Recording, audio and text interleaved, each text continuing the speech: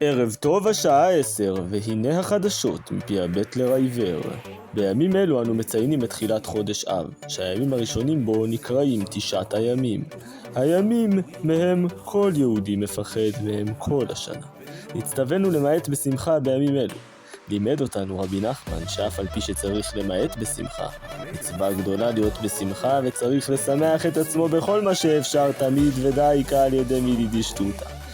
ברקע נשמעים קולות מלחמה, איומים על ישראל. ב4 חזיתות מאיימים להשמיד אותנו לכלותנו, אבל הקדוש ברוך הוא מצילנו מידם. אל תדאגו עם ישראל, אין לנו על מי להישען, רק על אבינו שבשמיים.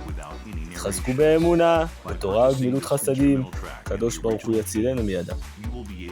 גורם בכיר ממערכת דיווחי ננח מוסר, ראוי שגם אנחנו נתקוף את היצר הרע מ4 חזיתות, ליקוטי תפילות, תהילים ועקבי התבודדות.